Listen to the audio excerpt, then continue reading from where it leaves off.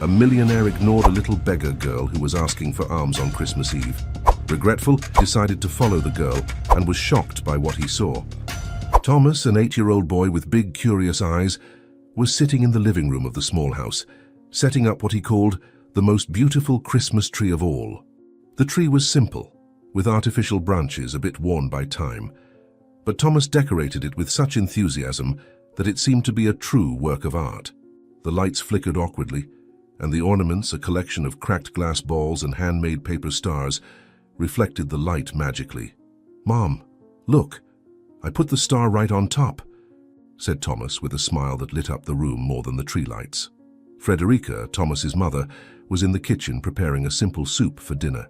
She looked at her son and smiled, wiping her hands on her apron. "It's beautiful, my love. You always do a great job. It's going to be the most special Christmas ever, won't it?" Frederica said, approaching the boy and giving him a warm hug. Thomas closed his eyes, feeling the lavender scent that always came from his mother, something that made him feel safe, even on the toughest nights. As mother and son exchanged smiles and immersed themselves in the magic of that moment, the sound of the front door abruptly opening cut through the tranquility of the house like a blade. The door slammed against the wall, and there at the entrance was Magnus, Thomas's father. His steps staggered, and the strong smell of alcohol invaded the environment before he even said anything. His gaze was clouded, but there was a contained fury in his features. "What the hell is this?" yelled Magnus, pointing at the Christmas tree. His voice was rough and laden with contempt. "Do you think you can play Christmas while I work like a condemned man? Where is the respect in this house?" Thomas instinctively recoiled, partially hiding behind his mother, while Frederica took a step forward, trying to stay calm. "Magnus, please don't start," said Frederica, her voice firm but controlled. "Thomas just wanted to set up the tree. He was excited about Christmas. There's nothing wrong with that." Magnus laughed, but it was a cold, joyless laugh. He took a few clumsy steps into the living room, knocking over one of the chairs in the process. "Oh, so now you want to lecture me, Frederica? Is that it?" He looked at Thomas, who watched him with wide, fearful eyes. "And you, kid? Hiding behind your mom as always. A real man doesn't do that. You need to learn to be tough or you'll end up like this decoration crap." Suddenly, Magnus pushed the Christmas tree, causing it to fall.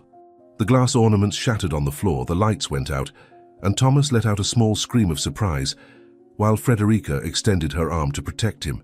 "Stop it, Magnus! You're scaring your son!" Frederica shouted, now with a firmer tone and a defiant look. Magnus paused for a moment, looking at Frederica with an indecipherable expression, but then he took another step toward her, the tension in the room growing with each second.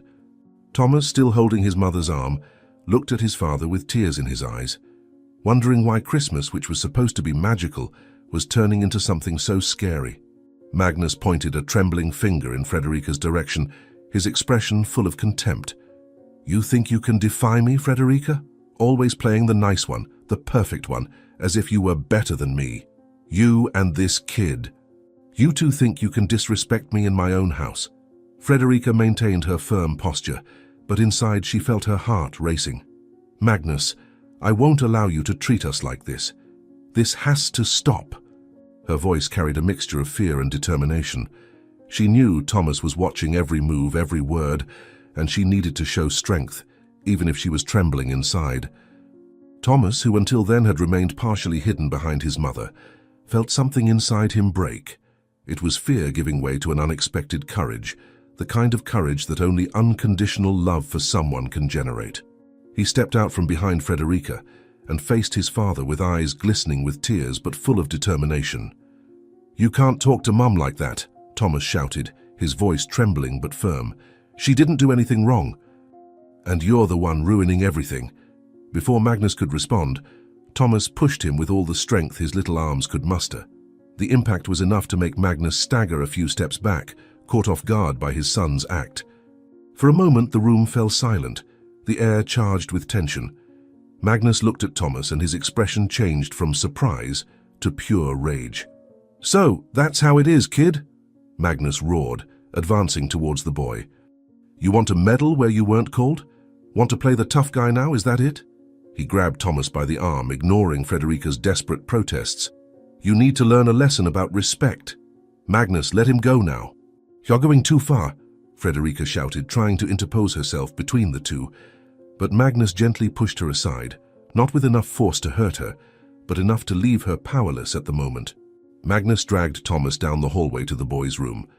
Thomas struggled, trying to break free, but his father was much stronger. If you don't know your place, you'll learn here, Magnus shouted, opening the door to the room and pushing Thomas inside. The boy stumbled, nearly falling to the floor. Stay here until you learn to respect me. With a harsh motion, Magnus slammed the door and locked it from the outside. Thomas ran to the door, pounding with his small fists. Dad, please let me out. I didn't do anything wrong, please, he pleaded, his voice laden with desperation. Frederica, from the other side of the hallway, ran to Magnus, her eyes filled with fury and fear. How could you do this, Magnus? He's just a child. Open that door right now, she said, trying to take the key from his hand. He needs to learn, Frederica, Magnus replied, his voice hard. He needs to know that he can't go around defying his father. This boy will respect me, even if it's by force. Thomas kept pounding on the door, his sobs growing louder.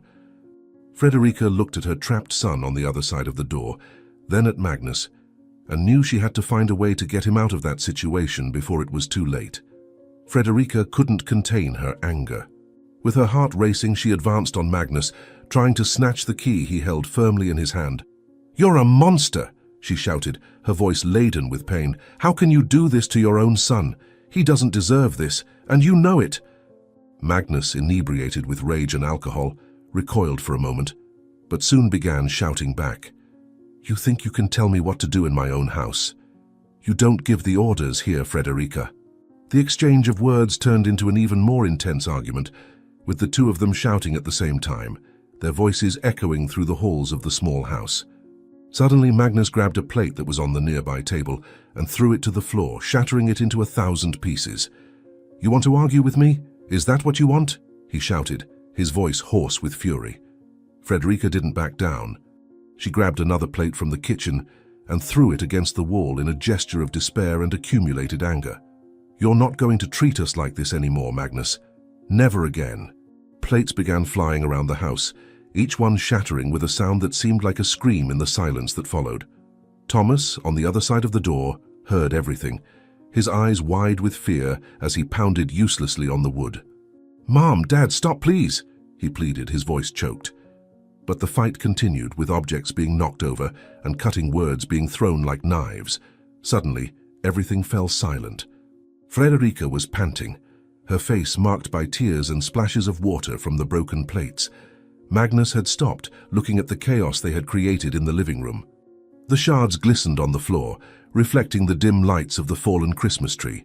He stood there, his breathing heavy and uneven, as if trying to regain control over himself. The silence was almost unbearable. Thomas, from the other side of the door, whispered softly, Mum, is everything okay? But received no answer. Frederica looked at Magnus, her eyes fixed on him, but her expression changed from fear to something deeper, as if something had broken inside her. Magnus, in turn, seemed confused, lost in his own thoughts. Magnus opened the bedroom door with a harsh motion, and Thomas ran out, his eyes wide with worry as he searched for his mother. The boy's heart seemed to want to jump out of his chest, pounding with an erratic rhythm. He looked at the living room, where moments before there had been only shouts and broken plates, and what he saw made his world crumble. Frederica was lying on the floor, motionless, with blood slowly trickling, creating a stain that seemed to grow with each passing second. Thomas froze in place, his eyes fixed on his mother's body, not fully understanding what was happening, but feeling the weight of a pain that no child should have to bear. "Mom?" he murmured, his voice low, as if trying to bring her back with a word. "Stop looking at her!" Magnus shouted, his voice hoarse and full of fury. He approached Thomas, pointing a threatening finger at him. "Get out of here, now, before I do the same to you." Magnus's words were like a direct blow to Thomas's chest. He took a step back, stumbling over his own feet, and then another, until he finally turned and began to run. He desperately wanted to hug his mother, wake her up, bring her back in any way he could, but he knew he couldn't. Magnus's voice echoed in his mind like a constant threat, and fear took over every fiber of his small body. Thomas ran out the front door, feeling the cold night air hit his face. Tears flowed freely, but he couldn't stop. His heart was shattered, but his feet carried him away, each step a silent scream of despair. He looked back one last time, seeing the house that had once been his home, now a place of terror and pain. "Mom," he whispered, almost inaudible as he continued running down the dark street. He wanted to go back, to hug her one last time, but fear and despair pushed him forward, taking him further and further away from that place that was no longer a home.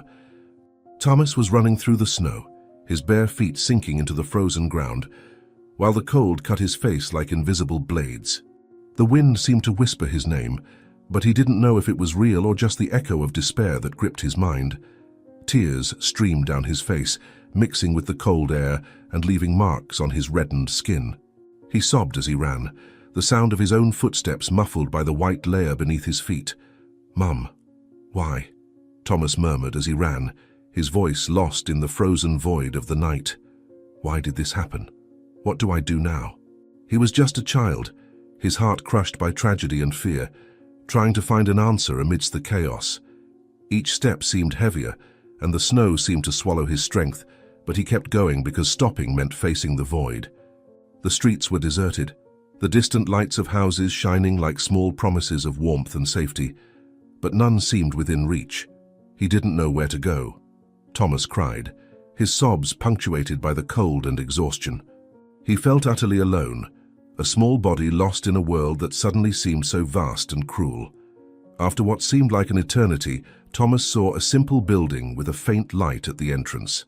It was a shelter, recognizable by the worn sign that said, "Santa Esperanza Community Shelter." He stopped, his feet almost frozen, his body shivering with cold and fear. For a moment he hesitated, the fear of entering almost as great as the fear of continuing to run. "I have nowhere else to go," he murmured to himself, trying to gather courage. Thomas took a deep breath, the cold air burning his lungs, and took a tentative step towards the shelter's door. As he pushed it, the small bell at the top of the entrance rang, announcing his arrival. Inside, the welcoming warmth of the place contrasted with the cruel cold outside. Thomas stopped in the hallway looking around, his eyes still full of tears. Some people sitting on benches watched him, but no one said anything at first. Finally, a woman with a kind expression and a worn apron approached him. "Hi, dear," she said, her voice soft. "Are you okay? Where are your parents?" The question made Thomas's chest tighten even more, and he shook his head, unable to speak. All he could do was let out a loud sob, before falling to his knees on the floor, exhaustion finally overcoming fear. The woman knelt beside him, gently placing her hands on his shoulders. "It's okay. You're safe here. We'll take care of you." As Thomas was embraced by the warmth of the shelter and the woman's soothing voice, he felt a small spark of hope for the first time. But deep in his mind, the weight of what he had left behind still haunted him, and he knew his story was far from over. 2 days had passed since Thomas arrived at the shelter, but to him time seemed to have no meaning. He barely spoke to the people around him, spending most of his time sitting in a corner, staring at nothing. His eyes, once bright with curiosity, were now dull, as if they had lost all light. He refused food, pushing the plate aside, and avoided any conversation. That morning, the activity at the shelter was different. People were excited, decorating the place with lights and ornaments. There was an improvised Christmas tree, with garlands made of paper and some donated gifts piled around it. Thomas watched it all from a distance, not approaching. The red of the ribbons and decorations made his stomach churn, bringing back memories he tried so hard to bury. One of the caregivers, the same woman who welcomed him on the night he arrived, approached him with a gentle smile. "Thomas, we're setting up the tree. Do you want to help? You can choose where to put the ornaments." He vigorously shook his head, his face contorted into an expression of rejection. "I don't like Christmas," he said, his voice low but filled with determination. "I don't want to help. I don't want to know about it. Christmas is horrible." The woman sat down beside him, respecting the space between them. "You don't have to help if you don't want to, dear. But can I ask why you think Christmas is horrible?" Thomas was silent for a long moment, his eyes fixed on the ground. When he finally answered, his voice was almost a whisper. Because anything red reminds me of blood. It reminds me of bad things. He began to play with a loose thread on his shirt, avoiding looking at the caregiver. Christmas isn't special. It's just another day. The woman sighed, her heart tight with the pain she saw in those words. She reached out and gently touched Thomas's shoulder. You know, Thomas, Christmas can be many things. For some people, it's just an ordinary day. But for others, it's an opportunity to start over. No matter what happened before, you can always choose what you want to do with the now. Thomas didn't respond, but his eyes were filled with tears.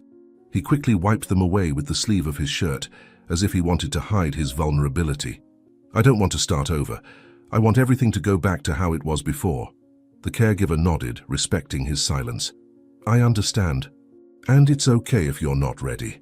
Just know that when you are, we'll be here for you. As Christmas unfolded around him, with laughter and carols filling the shelter, Thomas remained isolated, struggling with his own thoughts. Deep down, he knew something needed to change, but the weight of memories kept him trapped, and at that moment he still didn't know if he would ever be able to break free. That night, as the noise of Christmas celebrations filled the shelter, Thomas finally spoke. He was sitting in a corner away from the decorated tree, while the caregiver watched him from afar, noticing the whirlwind of emotions that seemed to grow inside him.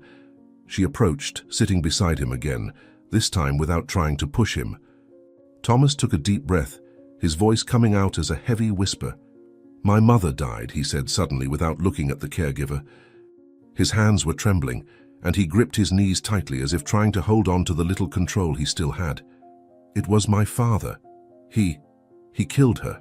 The caregiver was shocked, her face frozen for a moment as she tried to process what she had just heard. Thomas, she began in a low, careful voice. Are you sure about this? What happened, dear? Her hand rested gently on his shoulder, offering comfort. Thomas began to cry, tears falling silently as he nodded affirmatively. He was drunk. He came home and started arguing with my mother. I was there, but he locked me in the room.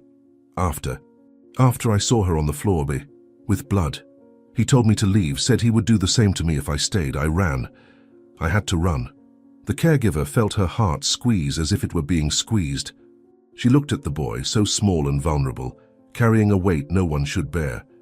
Thomas, I'm so sorry about that. You were very brave to tell me this. Now we need to do something. We need to make sure you stay safe and that justice is served. Thomas did not respond. He just kept crying as she got up and walked quickly to the shelter's office. Picking up the phone, she called the police, reporting everything Thomas had told her. We need an on-site investigation. The child is safe here, but the father is missing and the mother. We need to know what happened. A few hours later, the police arrived at the shelter to gather more information. Thomas, still shaken, told everything again, though the words were hard to come out. The caregiver remained by his side, holding his hand the whole time. The officers promised to investigate and set off for the house where it had all happened. On site, the officers found a devastating scene. The house was abandoned with signs of struggle and marks on the floor that confirmed Thomas's story. However, Frederica's body was no longer there. A nearby neighbor said an ambulance had taken the body 2 days earlier, after residents reported screams and sudden silence. Frederica had already been buried, and the burial had taken place quickly, without any family present to pay their respects. Meanwhile, Magnus's whereabouts were a mystery. He had disappeared completely, leaving the police on alert and Thomas with a growing fear. Your father is a fugitive, one of the officers told the caregiver the next day. We will continue searching, but the priority now is to ensure the boy is safe. He is a key witness and the suspect may try to contact him. Thomas overheard the conversation between the caregiver and the police from a distance, his heart racing with every word. He knew his father was still out there somewhere, and the thought filled him with fear. As the caregiver hugged him to reassure him, all he could think of was one thing. When would his father find him? Over the years, Thomas found in the shelter more than just a roof and food. He found an opportunity to start over. Despite the emotional scars he carried, he began to get involved in the activities offered by the place, especially those that awakened his creativity. He loved to paint, create figures with paper, and even fix broken objects, finding beauty and value in things others considered lost.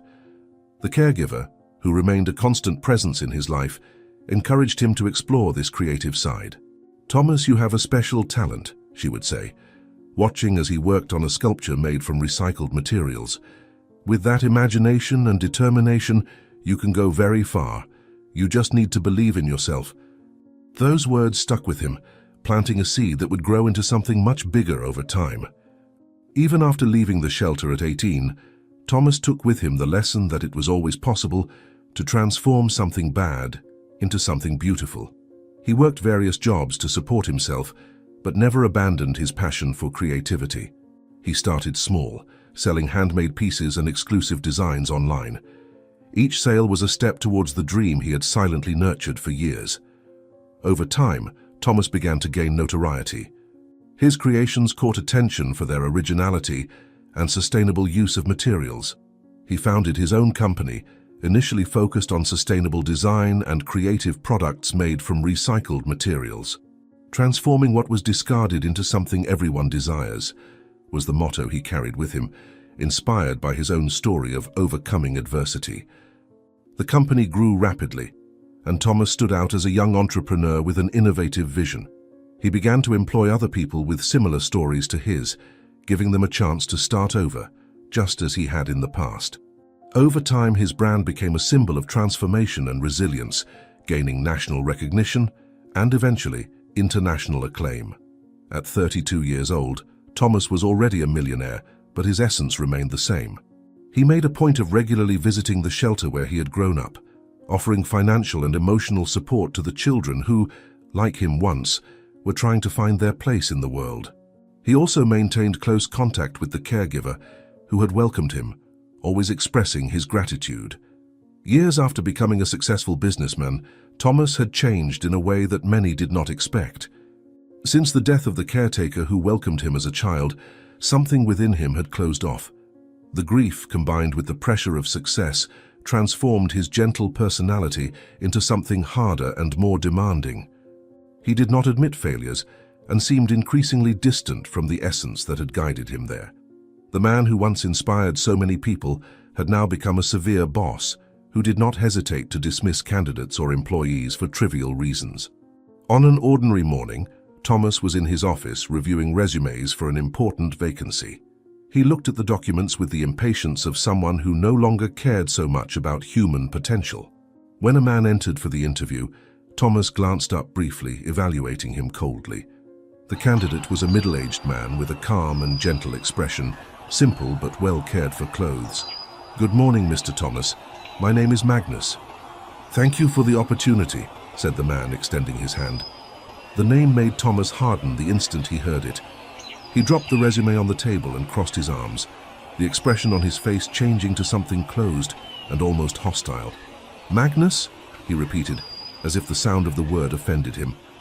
The man, confused, nodded with a slight smile, trying to understand the reaction. "Yes, sir, my name is Magnus. Any problem?" he asked, still maintaining a polite posture, despite the tension that was beginning to grow in the environment. Thomas leaned forward, staring at the candidate with penetrating eyes. "Yes, there is a problem," he said, his voice laced with disdain. "I don't trust anyone with that name. The interview is over." The statement was as direct as it was cruel, leaving the man clearly disconcerted. "But Mr. Thomas," Magnus tried to argue, "we haven't had a chance to discuss my qualifications.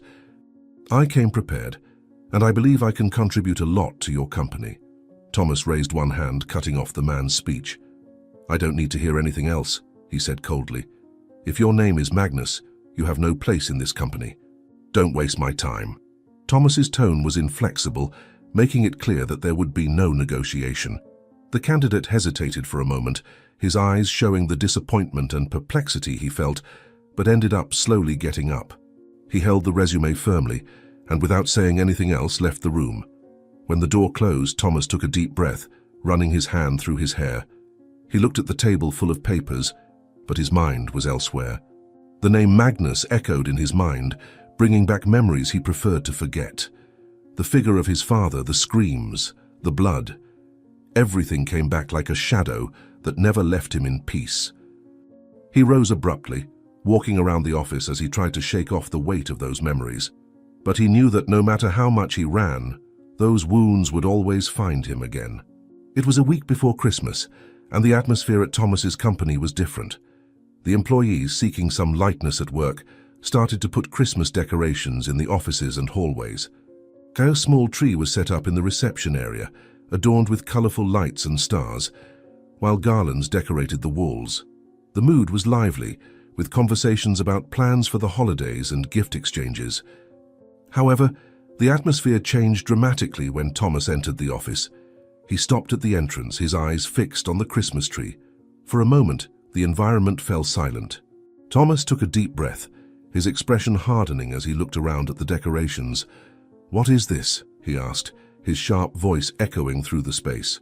The employees, who had been chatting animatedly before, fell silent immediately, exchanging nervous glances. One of them, braver, tried to answer. "Mr. Thomas, we thought it would be nice to bring some Christmas spirit to the office. It's just a way to brighten up the atmosphere." Thomas took a step forward, his presence dominating the room. He pointed at the tree with a sharp gesture, his eyes narrowed. "Christmas spirit? Brighten up the atmosphere? This is an office, not a year-end party." His voice grew louder, filled with irritation. "Who gave permission to put this here? I want everything removed immediately. Every decoration, every little light. I don't want any of this in my offices." The employees began to move quickly, removing the decorations with dejected looks. Thomas, however, didn't stop. "Do you think you have time to play Christmas while there's work piling up? Do you think this is an amusement park? If I see one more decoration, whoever put it up will be fired on the spot. You're here to work, not to hang garlands." One of the employees, clearly uncomfortable, tried to justify herself. "Mr.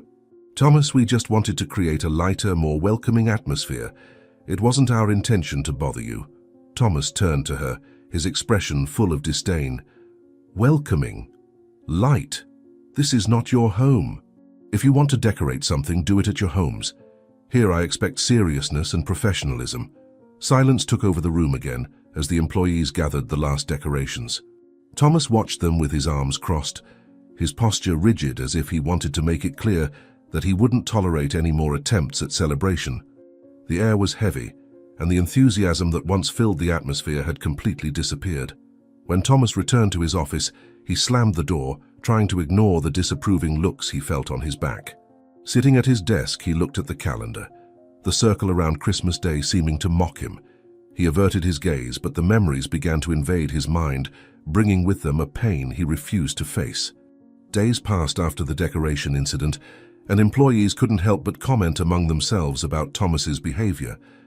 Despite the rigid and arrogant posture he displayed, many believed that something deeper was behind his rejection of Christmas.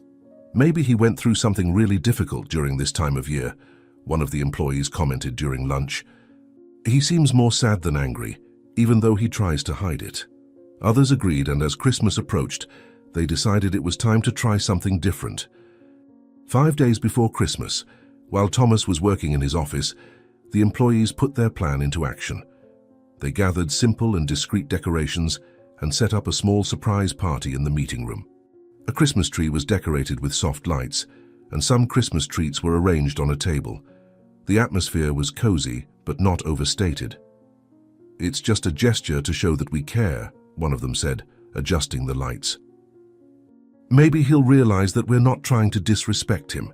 When everything was ready, one of the employees called Thomas to the meeting room, saying there was something important to discuss. Thomas, unsuspecting, got up with an impatient expression and followed the employee. Upon opening the door, he was greeted by a shy chorus of "Surprise!" and the smiling faces of his team. He stopped immediately, looking at the decorations and the small tree. For an instant, it seemed he didn't know how to react. "Mr. Thomas," one of the employees began with a nervous smile, "we know you've been against the decorations, but we thought this time of year is about unity and new beginnings. We wanted to do something special for you, to show how much we value everything you've built here." The silence that followed was deafening, as if every breath in the room had been sucked away by the tension. Thomas remained motionless for a few seconds, his eyes slowly wandering among the faces of his employees and the carefully arranged decorations. For a brief moment, his expression seemed indecipherable, as if struggling to process what he was seeing. Then something shifted. What started as surprise quickly gave way to a contained fury, growing in his eyes like a storm about to erupt. He took a step forward, pointing to the decorated Christmas tree in the center of the room. The movement was abrupt, almost violent, as if he wanted to tear the image before him with the mere gesture. "What do you think you're doing?" he asked, his voice low but laced with an indignation that reverberated through the air. Each word seemed cutting, hitting the employees like a blade. "I clearly said I didn't want anything related to Christmas here. Who was the genius who thought it would be a good idea to disrespect my orders?" The employees' faces mingled between confusion and panic. No one seemed to have the courage to speak until a visibly nervous employee took a hesitant step forward. "Mr. Thomas, it wasn't our intention to disrespect you," she began, her voice trembling but still trying to remain calm. "We just thought—" Thomas raised his hand abruptly, cutting her off mid-sentence. "You thought?" he repeated, with a tone of irony that made his words even sharper. "You think you can make decisions for me? Do you think I'm someone who accepts excuses for disobedience? I said I didn't want any of this here. You all ignored my instructions. This is not just a party, it's an act of insubordination." His voice rose in volume, filling the room with an authority that didn't allow for contestation. The atmosphere, which had once been one of timid joy and expectation, was now completely charged with tension. The glow of the tree's lights seemed pale in the face of the coldness emanating from Thomas. He looked at each of those present, his eyes scanning their faces with an expression of disgust and disapproval. "You're all fired," he declared, his voice firm and emotionless. "I don't need a team that doesn't know how to respect the rules. You can gather your things and leave immediately." The employees were in shock. The gesture they had planned so carefully, in the hope of bringing a little joy to the boss they so admired, had turned into an absolute disaster. Some tried to argue, but Thomas raised his hand again, silencing any attempt at conversation. "I don't want to hear anything else," he said, his voice hard and final. "You have until the end of the day to clear your desks. And for everyone's sake, leave without causing any more problems." As the employees gathered the decorations and prepared to leave, the atmosphere grew heavy with murmurs of frustration and sadness. Thomas, on the other hand, showed no sign of remorse.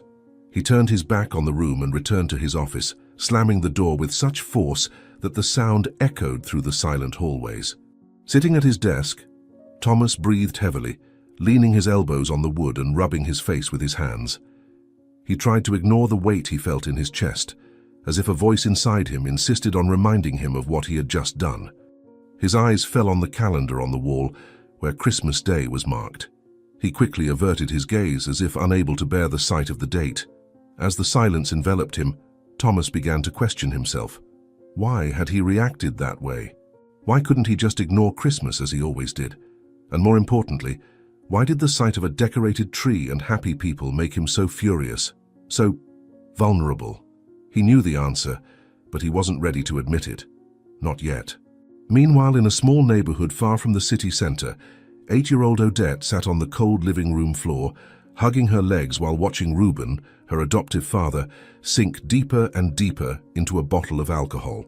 Reuben was a man around 60 years old, his face marked by time and his eyes always red, a result of the nights he spent between sips and hangovers.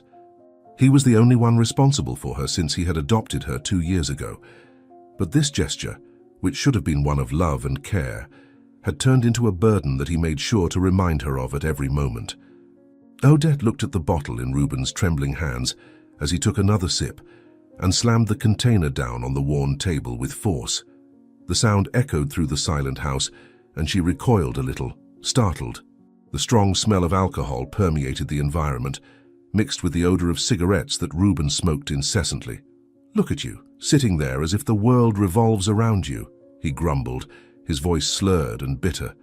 "You should be grateful for everything I've done for you, girl. I took you out of that damn institution, and what do I get in return? Nothing." She lowered her head, staring at her own feet as silent tears streamed down her cheeks. Reuben always repeated these words, and each time she heard them, the weight in her little heart grew heavier. I am grateful, Dad," she responded, almost in a whisper, trying not to irritate him further. Her voice was weak but sincere. I just wish there was food for us today. Reuben let out a bitter laugh, picking up the bottle again and taking another sip. Food? Food is what you want? Then go to work and earn your own food. He slammed his hand on the table, knocking over an ashtray full of ashes onto the floor. I already do too much for you. Do you think money grows on trees? If it weren't for me, you'd still be in that filthy place. Odette pressed her lips to avoid crying out loud. She knew that answering would only make things worse, but hunger was a constant ache, and her stomach growled so loudly that it seemed to mock her attempt to be invisible. Reuben kept complaining, now talking to himself, as the bottle quickly diminished. She watched the movement of his hands, fearing the moment when he would become even more aggressive, as had happened before. The cold of the night came in through the poorly sealed window, and Odette hugged herself more tightly, trying to find some comfort in the warmth of her own body. All she wanted was a normal life, where she could go to school without fear, and where Christmas meant something beyond shouting and humiliation. But at that moment, her dreams seemed as distant as the warmth that was lacking in her home. While Reuben sank deeper into alcohol, Odette, in silence, promised herself that one day she would leave there, that she would find a way to escape that cycle of pain. But for now, all she could do was wait and hope that the night would pass without anything worse happening. Reuben dropped the bottle with a thud on the table, his half-closed eyes looking at Odette, who was still huddled in the corner of the room. "If you're hungry, girl, then go do something useful," he said, his voice slurred by alcohol but with a tone that carried an unmistakable threat. He pointed to the door with an abrupt gesture. "Go out on the street and beg for money. Someone will give you a few coins and then you can buy your damn food." Odette looked up at him, and tears were already starting to stream down her rosy cheeks from the cold. She knew Reuben was serious. "Dad, please don't send me out," she pleaded, her voice trembling, almost inaudible. "It's so cold outside, and I'm scared. What if no one helps me? I don't want to go." Reuben struggled to his feet, staggering, but maintaining a posture that seemed even more threatening because of the alcohol. "You think you can talk to me like that?" he shouted, taking a step toward her. "I'm the only reason you have a roof over your head. I took you out of that place. You should be thanking me on your knees every day. Now do as I say." "Please, no," Odette whimpered, hugging her own legs and curling up even more. "I'll freeze and no one will give me anything. I don't want to go, Dad. Please don't make me." Reuben approached her, leaning down to look her in the eye, the strong smell of alcohol and cigarettes making Odette turn her face away. "I said go," he roared, grabbing her arm tightly. "If you don't go, ungrateful girl, you won't eat anything ever again. And you can bet I won't be nice to you. Now get up and get out." The words cut Odette like knives. She knew she had no choice. Reuben wouldn't give up, and any attempt to defy him would only make the situation worse. With a heavy heart and a tear-stained face, she slowly got up, dragging her feet to the door. The icy wind was already seeping through the crack, and she felt the cold hit her thin body as if it wanted to swallow her whole. Reuben stood in the doorway, crossing his arms as he watched her leave. "And don't come back empty-handed," he said, his voice cutting. "If you think it's hard now, you'll see what's hard if you come back empty-handed." Odette went out into the cold night, the wind cutting her skin as she walked the deserted streets. Her tears froze on her face, and her tiny footsteps echoed in the icy silence. She didn't know what to do, but she knew she had to try, because at that moment, there was no one who could save her. Odette walked the cold street, the icy wind cutting her face like invisible knives. Her small hands trembled as she held an old can that Reuben had given her to collect the money. The streets were deserted, but now and then someone would rush by, protected by thick coats and hats, completely ignoring the girl's presence. Each person who ignored her made the knot in her throat tighten even more. "Please, sir, can you help me with a few coins?" Odette asked in a low, trembling voice, holding out the can to a hurried man in a suit. He didn't even look at her, swerving as if she were invisible. The rejection hurt more than the cold. "I just need a little to buy food," she whispered to herself, trying to hold back tears. Further on, Odette approached a well-dressed woman carrying bags of gifts. "Ma'am, please, I'm hungry. Can you help me?" The woman stopped, looking her up and down with an expression of disgust. "Children like you should be at home, not out here bothering people," the woman said, before continuing on her way, leaving nothing but cutting words behind. Odette stood still, her face flushed not only from the cold but from shame. "I don't want to be here," she thought, gripping the can tightly, "but I have no choice." She took a few more steps. Approaching a man smoking leaned against a pole. "Sir, can you help me? I just need a little to eat," she asked, her voice growing weaker with each word. He laughed, shaking his head. "Go home, girl. No one has anything for you here." He flicked his cigarette into the snow and walked away, leaving her alone once again. The hours seemed to drag on, and Odette could no longer feel her toes. The intense cold seemed to consume her energy, and exhaustion took over her small body.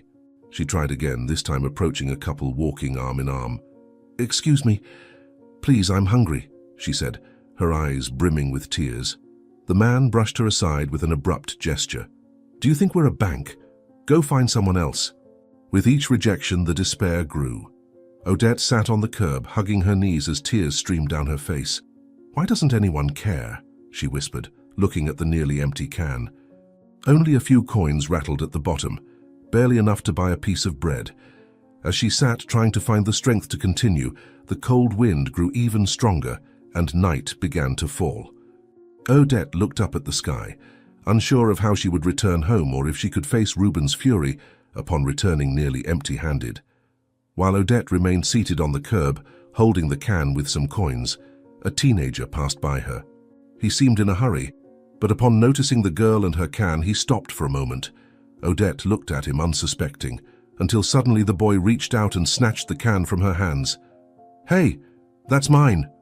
Odette shouted, leaping to her feet.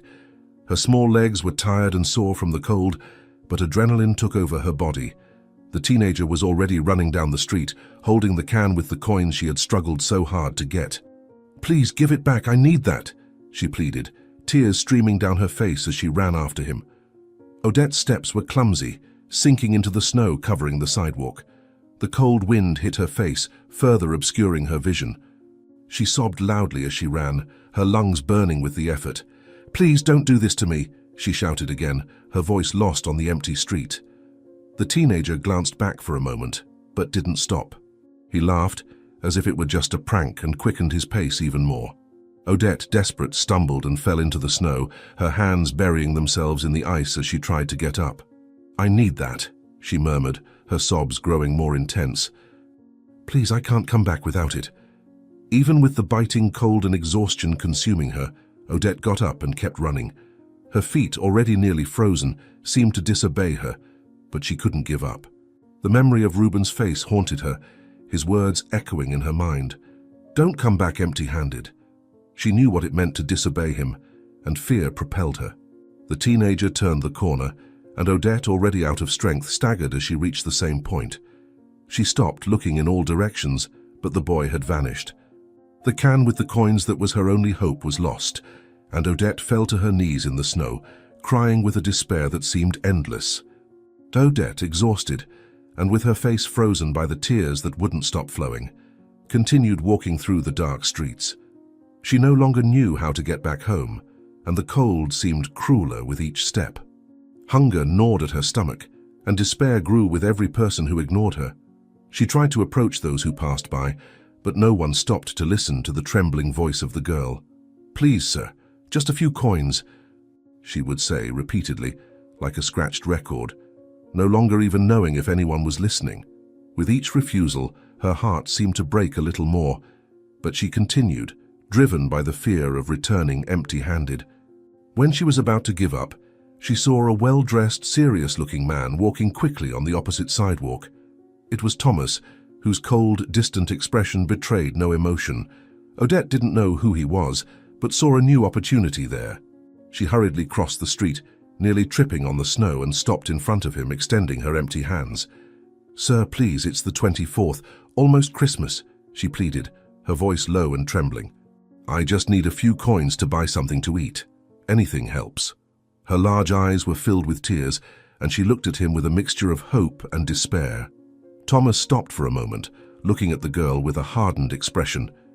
The word Christmas echoed in his mind like a bitter memory, bringing forth emotions he preferred to bury. He narrowed his eyes, taking a step back. "Christmas?" he repeated, his voice cold. "You think Christmas is going to solve your problems?" I don't think begging on the street is going to change anything. But, sir, Odette tried to respond, her voice failing as she struggled against the tears that insisted on falling. Her throat was dry and her words came out choppy from the cold and emotion. Thomas, however, didn't give her a chance to continue.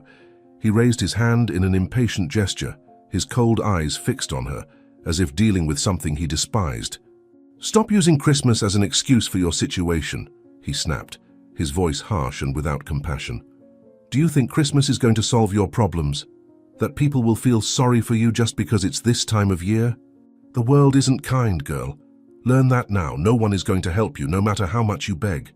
Odette recoiled slightly, as if his words were a physical blow. Her gaze fixed on the ground as she pressed her hands to her chest, trying to contain the sobs that threatened to escape. Thomas looked at her for a few more seconds, his face rigid, before abruptly turning away. He began walking down the street without looking back, his steps firm and determined, as if he wanted to get away from that scene as quickly as possible. Odette remained standing where she was, the icy wind whipping her face and mingling with the tears that flowed uncontrollably. Thomas's words echoed in her mind like a hammer, crushing any hope she had left. "No one is going to help you," she murmured softly, repeating the words he had said. She looked at her empty hands, the same ones that held so little but meant everything to her that night. "Is it true? Will no one ever help me?" The girl took a deep breath, trying to compose herself, but the cold seemed crueler now, as if Thomas's words had made the night even darker. Still, she began to walk again, her steps hesitant and slow. Each movement seemed a superhuman effort, but she knew she couldn't stop. She needed to keep going, needed to try. Perhaps somewhere there would be someone willing to listen. While Thomas walked down the street, his mind invaded by an uneasy feeling. The scene of the girl in the snow with eyes full of despair wouldn't leave his head. He tried to push the thoughts away, telling himself it wasn't his responsibility. "I did the right thing," he thought, quickening his pace. "I can't get involved with other people's problems. Everyone needs to learn to deal with difficulties on their own." But the feeling of discomfort didn't go away. Each step seemed heavier, and the memory of his own childhood marked by hunger and rejection began to seep into his mind. He remembered the cold nights, the looks of disdain, and the times he too had begged for help, only to be ignored. Thomas's heart, hardened by years of pain and self-protection, began to waver. He stopped for a moment, looking at the deserted street ahead. The snow fell silently, covering the footprints he had left. Thomas took a deep breath, trying to push the thoughts away, but something inside him told him that girl was more than just a passing encounter. And for the first time in years, he wondered if he had made the wrong decision. On the 25th of December, while most families celebrated Christmas at home, the workers at Thomas's company arrived at the office with expressions of exhaustion and discouragement. They had received a clear and inflexible order at the beginning of the week. "No one takes time off at Christmas. I want everyone here like any other day. Work doesn't take vacations." For many, it seemed a purposeless cruelty, but no one dared to question. Thomas was known for his rigidity, and confronting him would only bring negative consequences. Thomas arrived early at the office, as always, with impeccable posture and a serious expression. He entered through the main door, ignoring the downcast looks of his employees, and went straight to his office, leaving only a brief order for his assistant. "I want detailed reports from each sector by the end of the day, no excuses." His cutting voice echoed in the already silent environment, like a knife plunging further, the discouragement into the workers' hearts. In the work area, the atmosphere was heavy. Some typed in silence, while others exchanged looks of sadness and frustration. Among them, an employee murmured to a colleague, "I can't believe we are here today. My daughter was so excited to open presents with me, and now she's alone with her grandmother. He knows what he's taking from us, but he doesn't seem to care." The colleague nodded, but kept his gaze fixed on the computer, afraid that Thomas might overhear any complaints. As the day progressed, the environment seemed even gloomier. Thomas, however, walked the corridors as if nothing was out of the ordinary. He occasionally stopped to check the work, criticizing anything he considered below standard. "This is late," he said to an employee, without even looking at the man. "Do you think that's acceptable? Fix it now. I don't want to hear if it's Christmas. Here only results matter." At lunchtime, the workers sat at their places, silently eating the meals brought from home or ordered by app. There were no lights, decorations, or laughter. It was a day like any other, or perhaps worse. The feeling of emptiness pervaded the environment, and each employee seemed lost in their own thoughts, lamenting the precious hours they could have been spending with their families. Thomas, observing from the window of his office, noticed the mood but deliberately ignored it. "Sentimentalism doesn't pay the bills," he muttered to himself, as if trying to justify his decision. However, something in his chest began to weigh. The image of the girl on the street the night before came back to his mind, along with the memory of how he himself had once been ignored in a moment of despair. He shook his head, pushing the thoughts away. Work is what matters. There is no room for distractions. On that Christmas night, December 25th, Thomas finally left the company. The exhausting workday had ended, but the emptiness inside him remained. As he walked the deserted city streets, enveloped by the cold and darkness, he saw the reflections of Christmas lights blinking in some windows, creating a contrast between the warmth of happy homes and the loneliness that accompanied him. As he passed a corner, Thomas stopped abruptly. There in the dim light of a street lamp was the same girl he had humiliated the night before. She was walking slowly, head down, her hesitant steps as if she was on the verge of exhaustion. Thomas watched her for a moment, his harsh words echoing in his mind. He felt a growing discomfort in his chest, something he had been trying to ignore since first seeing her. Not knowing exactly why, Thomas began to follow her. He kept a certain distance, but did not take his eyes off her. With each step he took, he noticed more details. The thin coat that barely protected her from the cold, the worn shoes that didn't seem suitable for the snow, and the way she held her arms against her chest, trying to keep warm. Thomas felt something he hadn't felt in years, a mixture of guilt and compassion. The girl walked through narrow, poorly lit streets, passing simple houses and dilapidated buildings. Thomas wondered where she could be going. She's just a child, he thought, the weight of conscience growing with each step. What is she doing alone in this cold on this night? Finally, Odette stopped in front of a small, poorly maintained house. The windows were covered with cardboard, and the door looked crooked as if it were about to fall. He stood there for a few minutes, not knowing what to do. His heart was heavy, and his mind full of questions. "Is this her house?" he muttered to himself. "How can someone live like this? And where are the adults responsible for her?" Thomas looked at the house again, the warmth emanating from the chimneys of the other residences, completely absent from that structure. He couldn't shake the image of the girl walking alone in the cold, the expression on her face when she asked for help, and the cruel words he had said. Thomas took a deep breath, fighting the wave of emotions that was beginning to overwhelm him. Something within him said he couldn't just walk away. He took a hesitant step towards the door, not knowing exactly what he would do or say, but feeling that, for the first time in a long time, he needed to do the right thing. Thomas remained motionless beside the rusty gate of the house, the night's cold hardly bothering him in the face of the tension he felt. He could still hear the girl's light footsteps inside the house, followed by the sound of a door opening. For a moment, everything fell silent, but then a gruff, aggressive voice broke the tranquility of the night. "Finally, you ungrateful girl. Where have you been?" the man shouted from inside the house, his voice laden with irritation. "Did you think you could stay wandering around while I waited here? What did you get, huh? Show me." Thomas froze in place.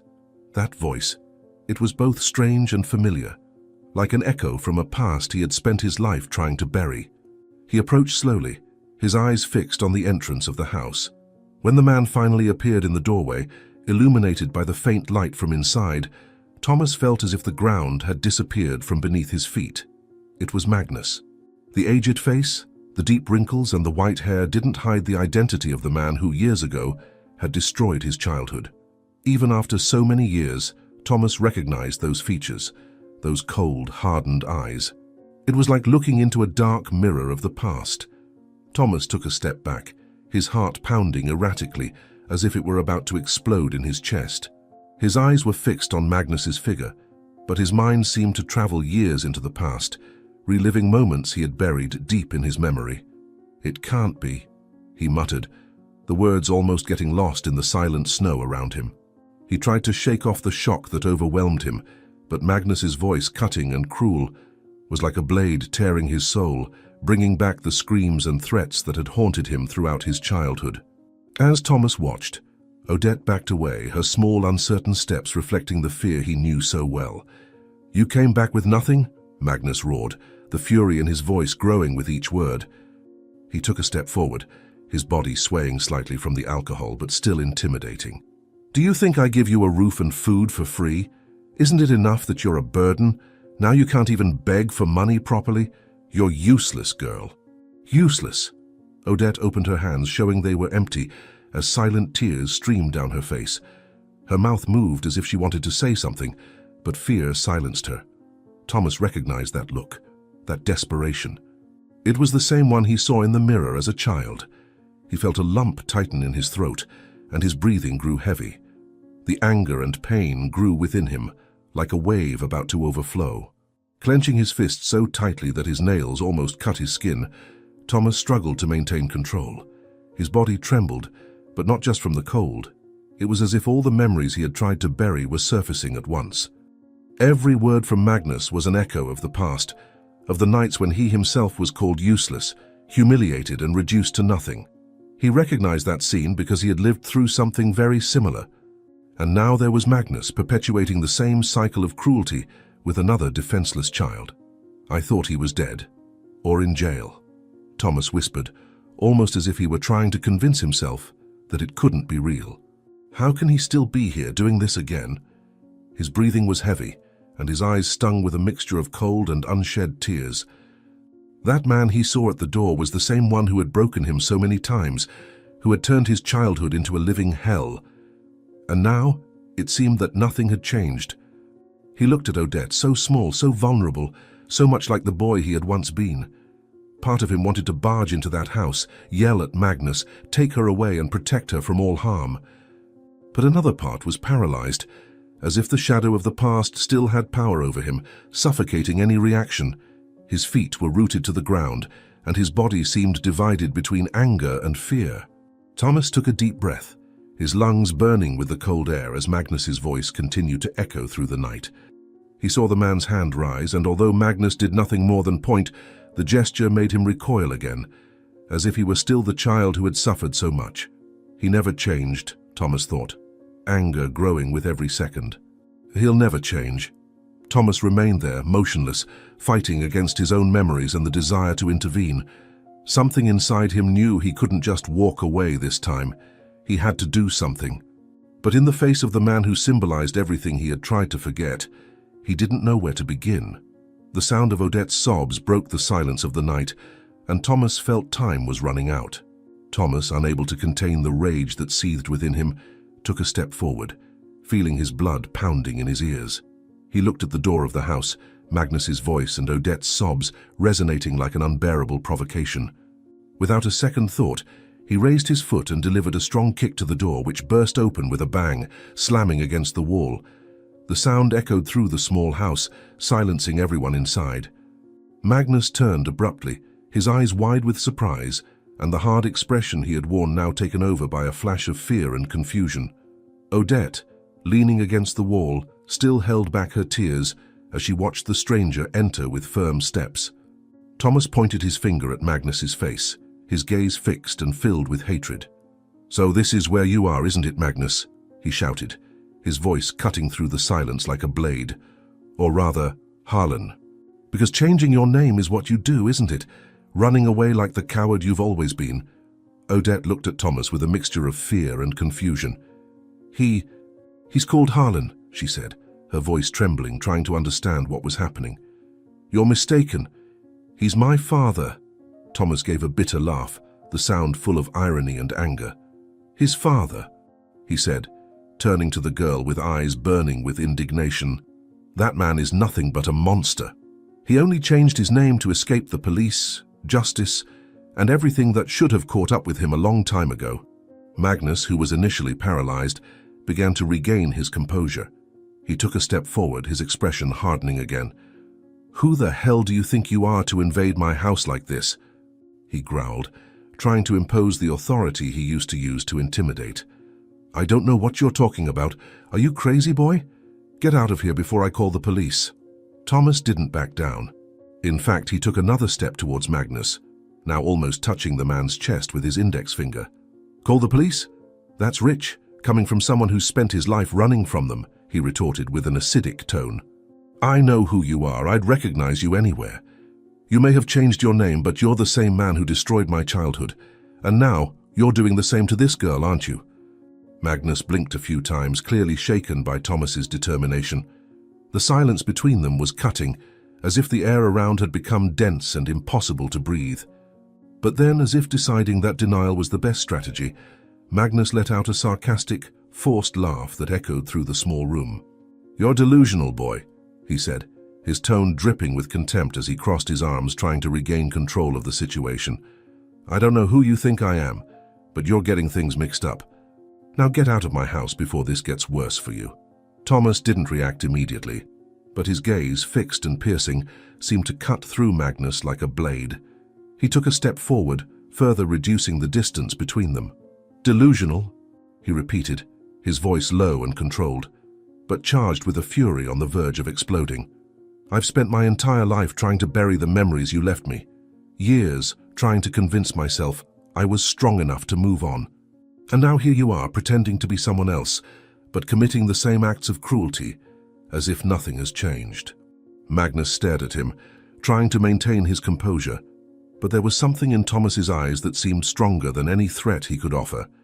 "You don't know anything, boy," he retorted, his voice faltering slightly. "If you really know me, you know I'm not someone to mess with. Now get the hell out of here while you still can." Thomas ignored the provocation, moving closer. His voice grew firmer, almost a growl. "I'm not here to argue. I'm here because I've spent my life waiting for the moment to look into your eyes and make you pay for everything you've done. There's no room for lies or excuses, Magnus. I know exactly who you are. I'd recognize you anywhere." He turned abruptly to Odette, who was still huddled against the wall, her eyes wide, as if trying to make sense of the scene unfolding before her. "He doesn't care about you, girl," Thomas said, pointing at Magnus. His voice softened, but the weight of his words remained. "He's just using you. He sees you as disposable, just like he saw me. I know this because I've been you. I've heard those same words, felt that same fear, and I know what comes next." Magnus began to move slowly, his hand reaching toward the table where a small gleaming object lay under the faint light of the lamp. Thomas noticed the movement immediately. With the swiftness of someone who already knew Magnus's tricks, he lunged forward, grabbing the man by the collar before he could reach what he was looking for. The force with which Thomas pulled him almost made him lose his balance. "How you think you can still control the situation, don't you?" Thomas growled, their faces now so close he could smell the alcohol on Magnus's breath. "I didn't come here to talk, Magnus. I'm not that boy you thought you could destroy anymore. I'm someone who can finally make you face what you deserve." His voice was low, but each word was charged with threat, like a sentence that had already been pronounced. Magnus tried to break free, but Thomas's strength held him in place. He laughed nervously, but fear was beginning to show on his expression. "You think you're better than me, boy?" he spat, trying to regain his composure. "You're here, invading my home, acting like an animal. Not so different from me after all, are you?" Thomas tightened his grip on Magnus's collar, his hands trembling with restrained anger. "The difference between us is that I would never hurt someone who depends on me. Never treat a child the way you treated me, the way you're treating her," he shot back, nodding his head toward Odette, who was still watching the scene, paralyzed. Thomas released Magnus abruptly, causing him to stumble backward. He took a step back, still breathing heavily, as the memories of his past and the reality of that night collided in his mind. Odette let out a small sigh of relief, but Magnus's gaze, even shaken, still carried a challenge. "And what are you going to do now, boy? Turn me into the cops? Beat me up? Go on, prove you're just like me." Magnus's words echoed in Thomas's mind, but this time he didn't know whether to respond or act. Odette, still leaning against the wall, watched the scene with teary, confused eyes. She finally mustered the courage to speak, her voice trembling but charged with hurt. You're no better than he is," she said, looking directly at Thomas. "You saw me on the street, told me to learn that no one would help me. You humiliated me. You're only here because you're angry at him. But what about me? You didn't come for me. The girl's words hit Thomas like a punch in the gut.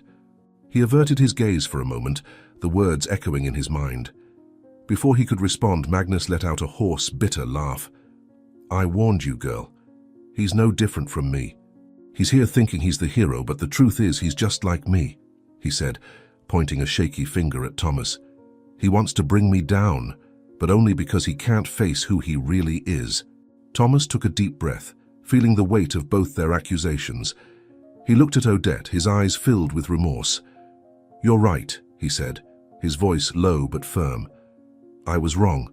I failed you last night, and there's no excuse for that. I was selfish and blind, but I won't make the same mistake again." He extended his hand to the girl, his gaze now determined.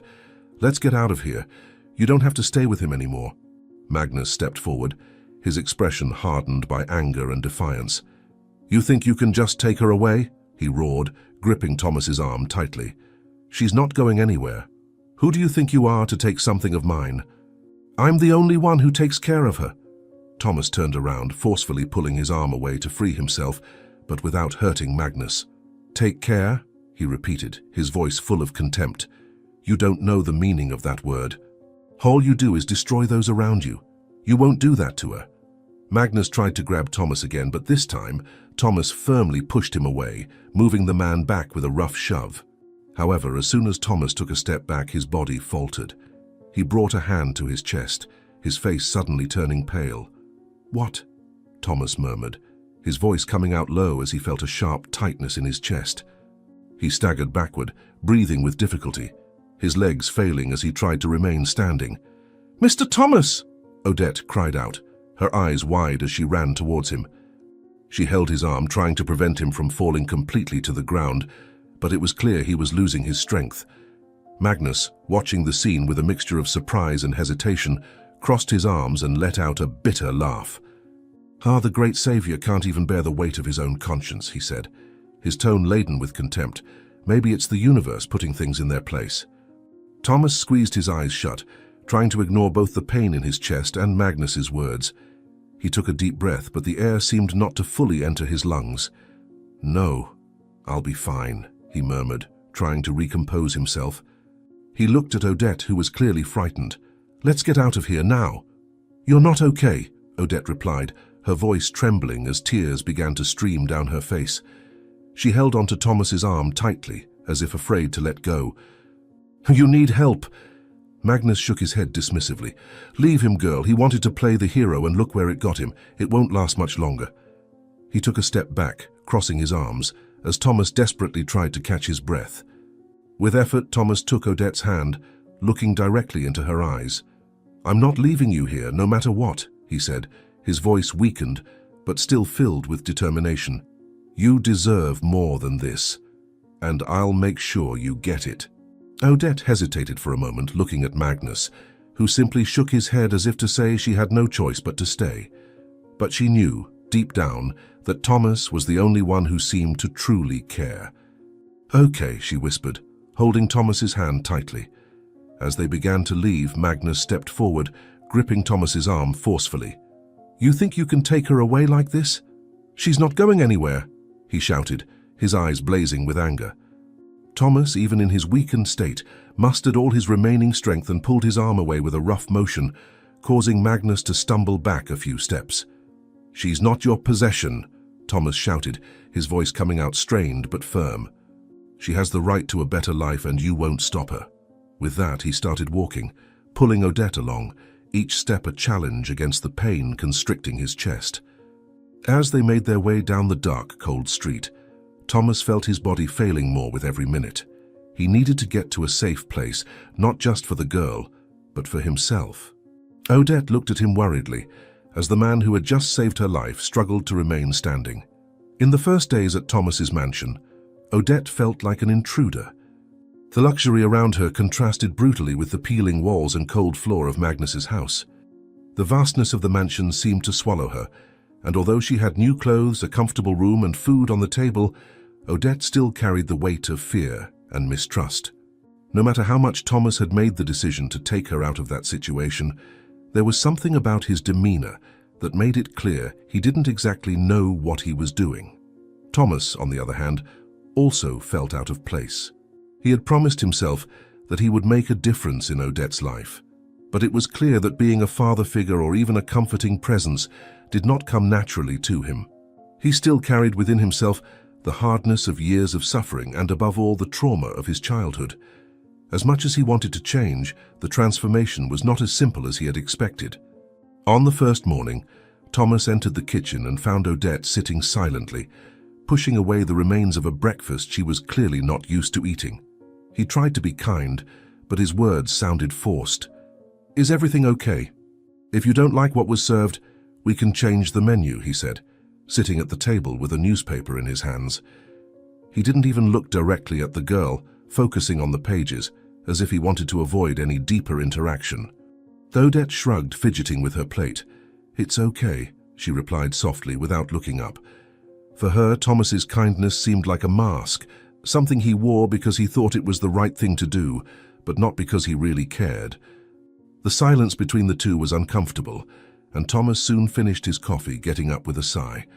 "I have work to do. If you need anything, ask Maria," he said, referring to the house's housekeeper. Odette nodded, but inside she felt even more out of place. The mansion seemed huge and cold, and Thomas, although he was responsible for taking her out of Magnus's house, didn't seem capable of offering the human warmth she so desperately needed. In the following days, the dynamic between the two didn't improve much. Thomas spent most of his time locked in his office, immersed in piles of work. When they met, the conversations were brief and emotionless. He would superficially ask how she was, and she would respond with the same monotony, not really believing that he cared.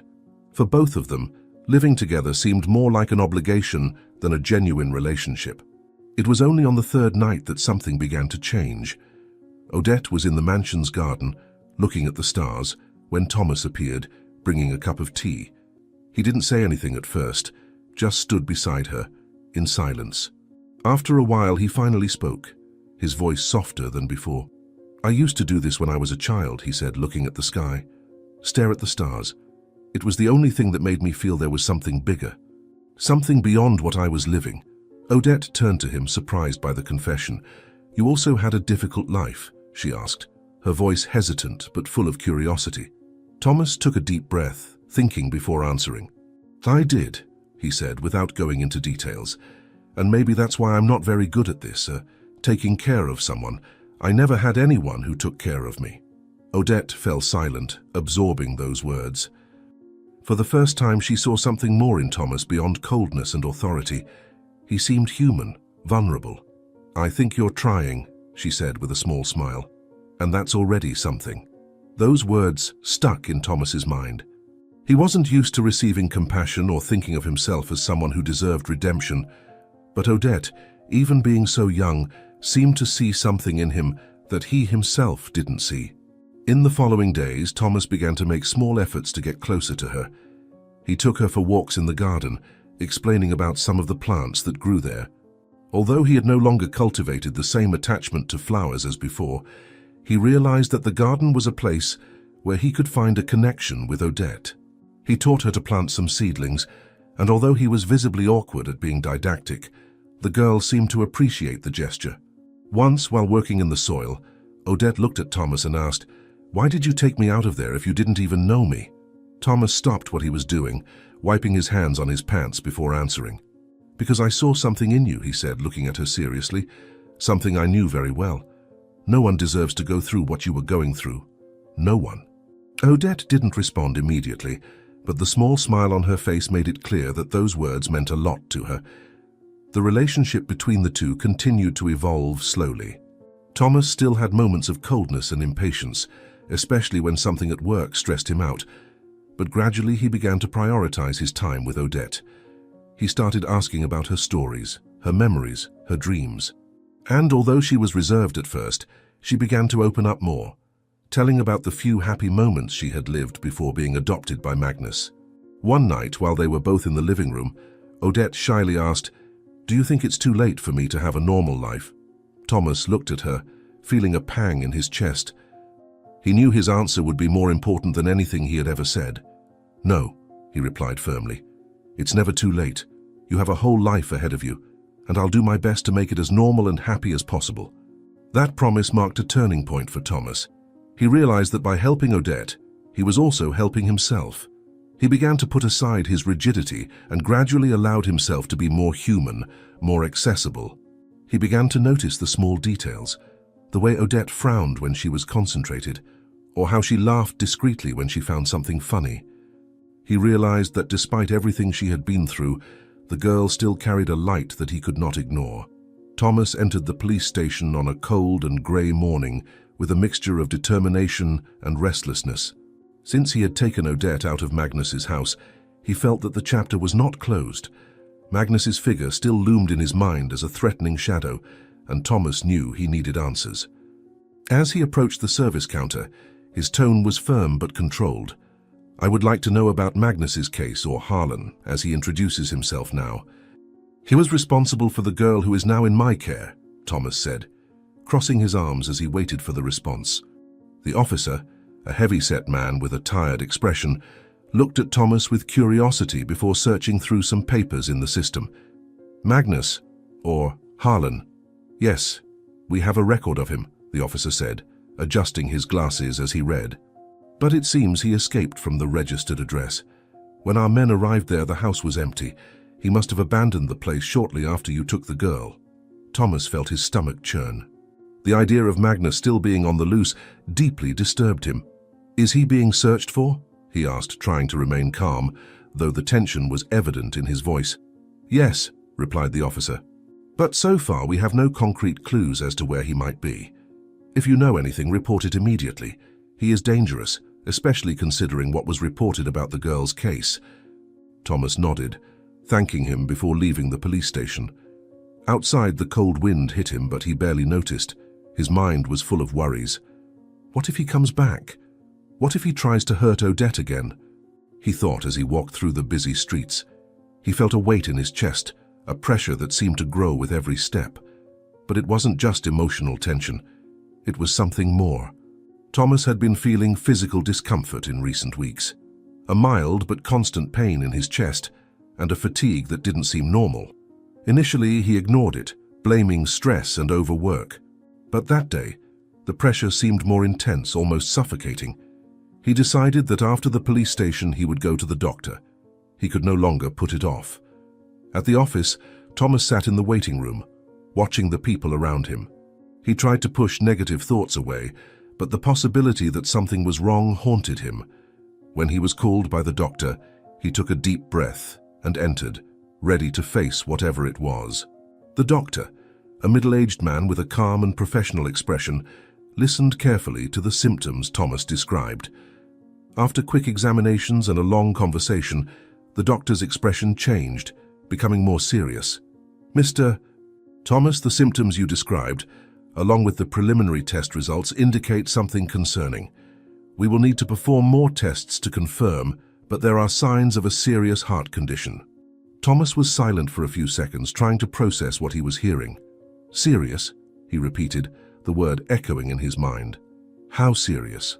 The doctor sighed, choosing his words carefully. "We still need more detailed results, but there is a chance that it could be something life-threatening, especially if not treated properly. I recommend you get the additional tests done as soon as possible." The ground seemed to dissolve under Thomas's feet. He left the office in a daze, his mind spiraling. The possibility of facing a serious illness was something he had never considered, and now more than ever, he felt the weight of his responsibilities. As he walked back home, Odette's face came to his mind. She was finally starting to feel safe, to trust him. And now, just when he felt he could offer her something good, his own life seemed to crumble. Thomas stopped in the middle of the street, clutching his chest as a wave of conflicting emotions hit him. Thomas took a deep breath, looking up at the cloudy sky above. He knew he needed strength, not only to face what was to come, but also to protect Odette, even if it meant hiding from her what was happening. "I can't fail her," he thought, clenching his fists and resuming his path. The next morning, Thomas was sitting in his study, looking out the window as the sun lit up the garden. He knew he needed to make important decisions before it was too late. When the doorbell rang, Thomas slowly got up and walked to the door, where the lawyer awaited with a folder in hand. It was time to put everything on paper. "Good morning, Mr. Thomas," the lawyer said in a formal tone. "I've brought all the documents we discussed. Are you ready to begin?" Thomas nodded, letting the lawyer in. They sat in the living room, the table between them covered with papers and contracts. Thomas took a deep breath before speaking. "I want to make sure that if anything happens to me, Odette doesn't have to go through the same difficulties I went through. I want everything I have to go to her." The lawyer took detailed notes as Thomas explained his intentions. He asked that the money be placed in a fund to ensure Odette's education and that the mansion become a home for her, should he no longer be around. "She deserves a decent life," Thomas said, his eyes fixed on the papers. "Something I never had, and that until recently I didn't know how to provide to anyone." After hours of reviewing and signing the documents, the lawyer carefully put everything in his briefcase. "It's all ready, Mr. Thomas. If you need anything else, I'm at your disposal." Thomas accompanied him to the door, feeling relieved to have taken the first step to secure Odette's future. But he knew he needed to do more. During the night, he reflected on his years as a boss, remembering how he had treated his employees with coldness and insensitivity. He saw them as cogs in a machine, not as people. That had to change. He decided that before his condition worsened, he would do what he could to correct those mistakes. On the following day, Thomas picked up the phone and started making calls. One by one, he contacted the employees he had fired on the fateful night when they were surprised with a Christmas party. Some answered cautiously, others with disbelief. "Mr. Thomas," some said, surprised to hear his voice. "Why are you calling me?" "I made a mistake," Thomas said in a sincere tone. "I was insensitive and unfair to you. I want to apologize and invite you back to the company. The doors are open, and I want you to know that things will be different from now on." For many, the surprise quickly turned into gratitude. Some accepted the invitation immediately, while others needed more time to believe that Thomas had really changed. But Thomas did not give up. He made sure to visit those who did not respond to the calls, appearing in person at their homes or temporary workplaces. In each conversation, Thomas strived to demonstrate that he was speaking from the heart. He shared part of his story, explaining how his life had been shaped by trauma and how that had made him the rigid person they knew. "I cannot change the past," he told a former employee, who, with tears in her eyes, accepted to come back. "But I can try to build something better from now on, and that starts with you." When the first employees started to return to the company, the atmosphere was completely different. Thomas made sure to greet them personally every day, asked about their families, and participated in meetings with more empathy. He became accessible, a boss who really cared, and the employees began to notice the difference. The following week, Thomas organized a general meeting. He got up on the makeshift stage in the company's auditorium, his eyes scanning the face of each employee. "I know that for a long time I failed you," he began, his voice firm but laden with emotion. "I treated you as if you were numbers, when, in fact, you are the heart of this company. I want you to know that I am committed to changing, and this is not just a promise, it is a commitment." The room was met with timid applause, which quickly grew in intensity. Many still did not fully believe, but were willing to give him a second chance. When he returned home that night, Thomas sat in the garden with Odette. He watched the stars as she watered some plants they had planted together. "Do you think it's too late for people to change?" he asked, his voice quiet. Odette looked at him with a smile. "I don't think so, Mr. Thomas. You're changing, aren't you? So that means it's never too late." Thomas smiled, feeling a glimmer of hope. He knew there was still much to be done, both for Odette and the others, but for the first time in years, he felt he was on the right path. That night, Thomas was sitting in the living room looking at the crackling fire in the fireplace. Odette was on the floor, organizing some pieces of a puzzle, but the atmosphere was silent, almost heavy. Thomas knew he could not postpone that conversation any longer. He had received confirmation from the doctors. His condition was serious, and the surgery would be risky. But without it, his chances of survival were minimal. He took a deep breath before calling out to Odette. "Odette, can you come here for a moment? I need to talk to you," he said, his voice laden with a seriousness she rarely heard. The girl got up immediately, sitting beside him on the couch, her large eyes attentive. "What is it, Mr. Thomas? You seem worried," she asked, tilting her head slightly. Thomas tried to smile, but the gesture came out forced. He held Odette's hands, feeling how small and fragile they were, yet full of life. "Odette, I need to tell you something important," he began, carefully choosing his words. "In the past few days, I went to the doctor and found out I have a serious health problem, something that, if not treated soon, could end me." Odette's eyes widened, and she immediately shook her head in denial. "No, that can't be true," she said, her voice trembling. "You're fine. You don't look sick. You're lying, aren't you?" "I wish I were," Thomas replied, his voice choked. He took a deep breath before continuing.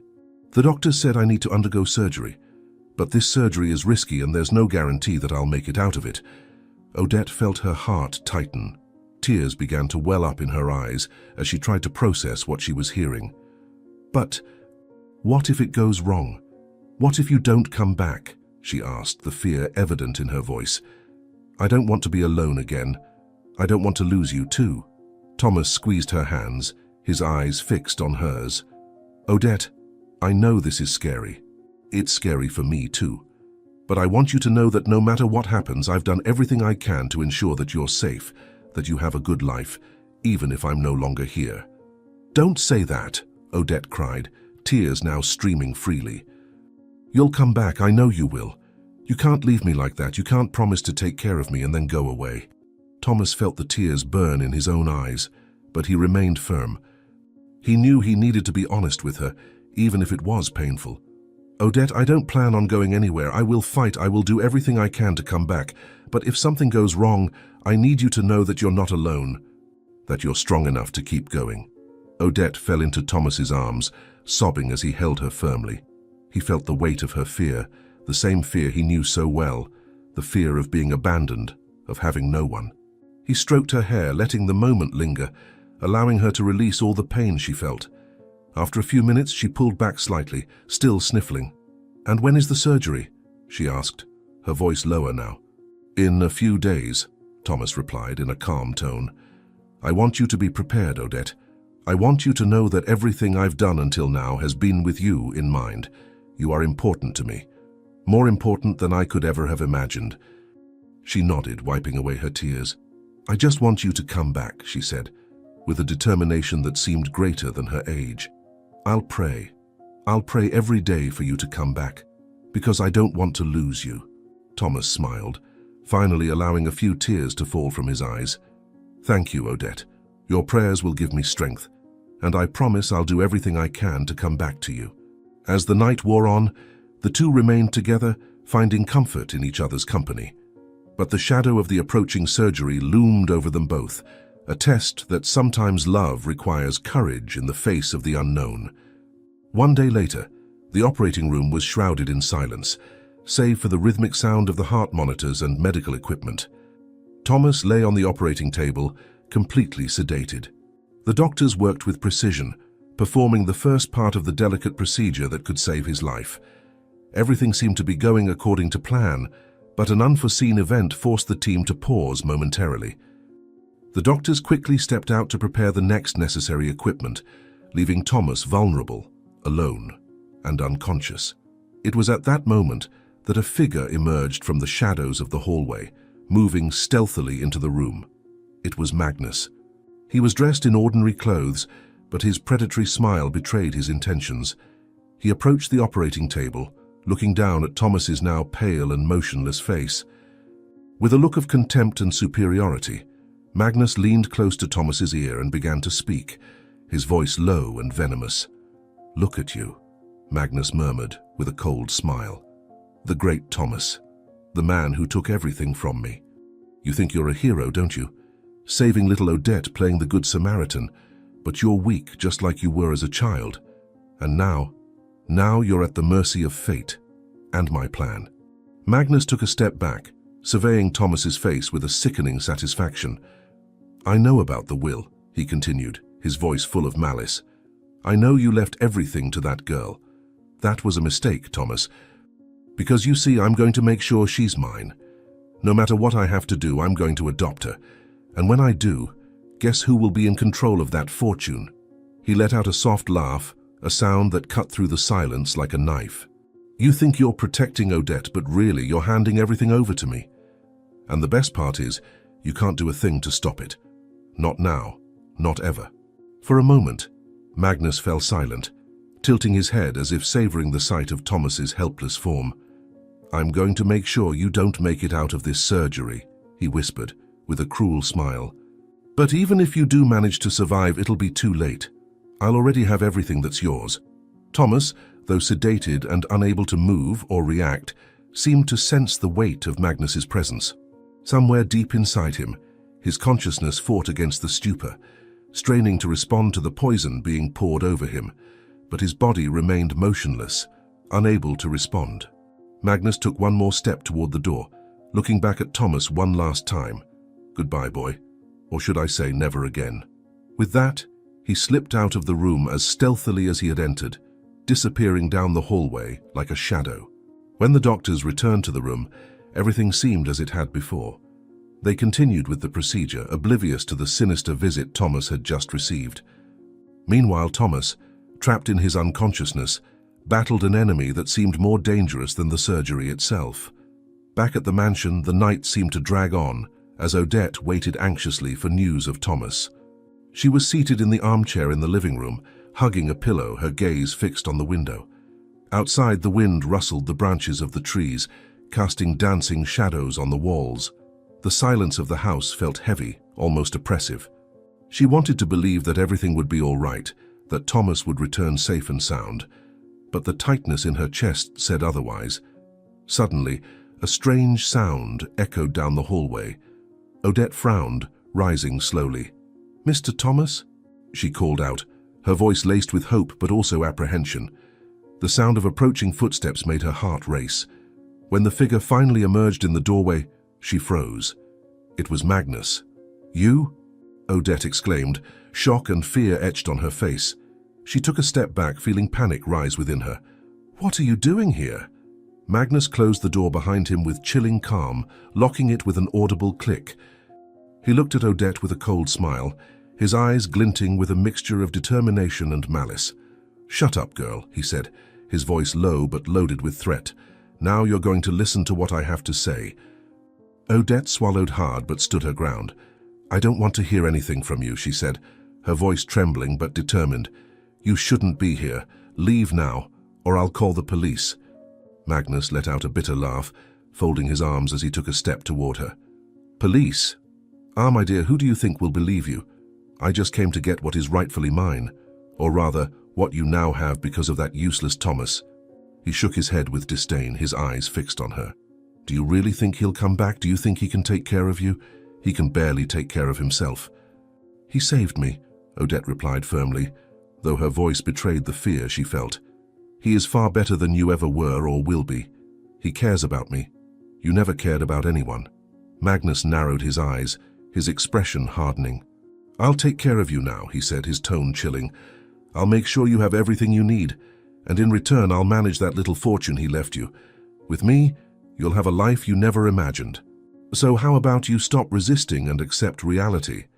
Odette took another step back, shaking her head vehemently.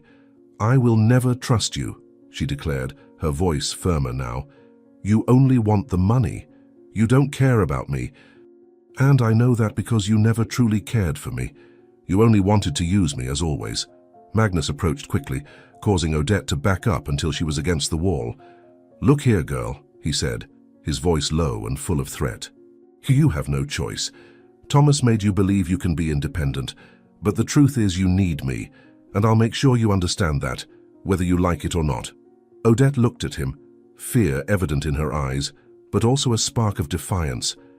"I will never let you control me again," she said, her fists clenched. "I will fight and you will never get what you want." Magnus smiled, as if her words were only a minor provocation. "We'll see, girl. We'll see."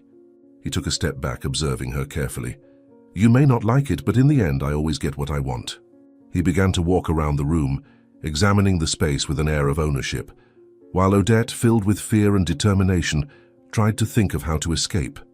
Odette, trembling, still leaning against the wall, stared at Magnus with a mixture of fear and anger. "I'll tell the police," she declared, her voice shaky but full of determination. "They'll know you're here and that you're dangerous. You won't get away with this." Magnus let out a short, bitter laugh, shaking his head as if amused by the idea. "Tell the police?" he said, approaching her once more. "And what do you think will happen? That they'll arrest me and you'll be free, happy and protected with your dear Thomas?" Odette tried not to back away further, but Magnus seemed to grow in front of her, his threatening presence suffocating. "Yes," she replied, her voice stronger than she felt inside. "They'll get you and you'll never be able to hurt anyone again." Magnus's laughter echoed through the room, but this time there was no humor in it. He leaned forward until he was at Odette's level, and his cold eyes met hers. "You think this is a game, girl? Listen closely to what I'm about to say. If you open that mouth to the police and if I get arrested, I swear Thomas won't make it out alive. He may even survive the surgery, but he won't last long after that." Magnus's words were like poison, every syllable laden with threat. Odette choked on the declaration, her heart racing. You can't do that," she said, her voice failing. "You can't hurt him again. He took you out of my life. He saved me. Leave him alone."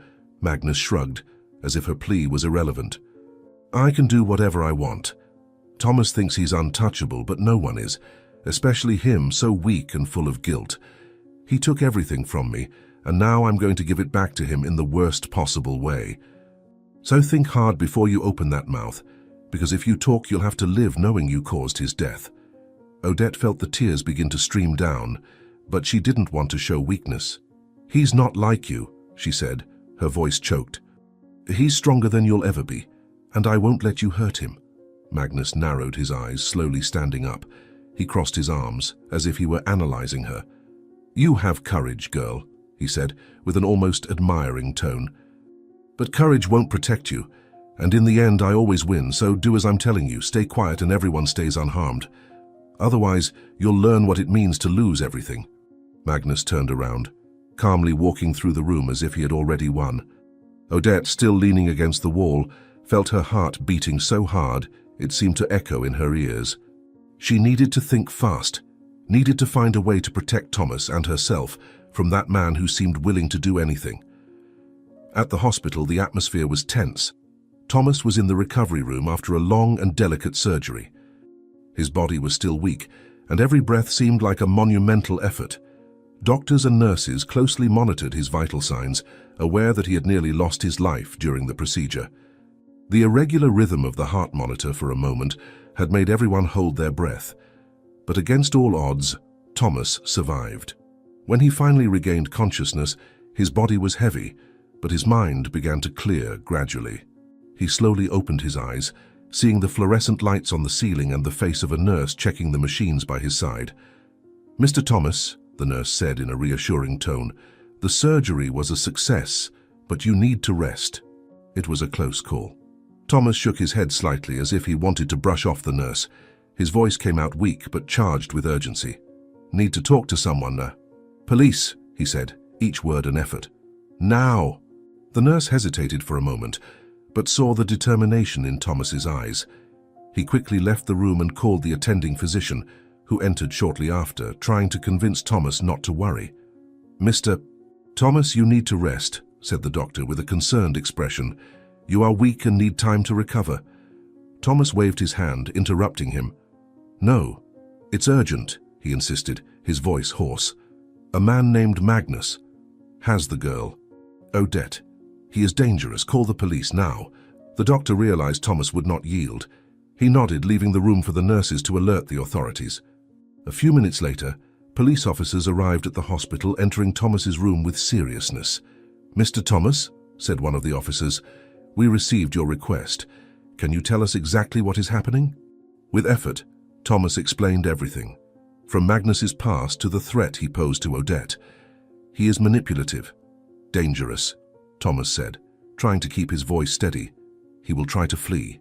You need to act quickly." As the officers left to locate Magnus at the mansion, he was already beginning to sense that something was wrong.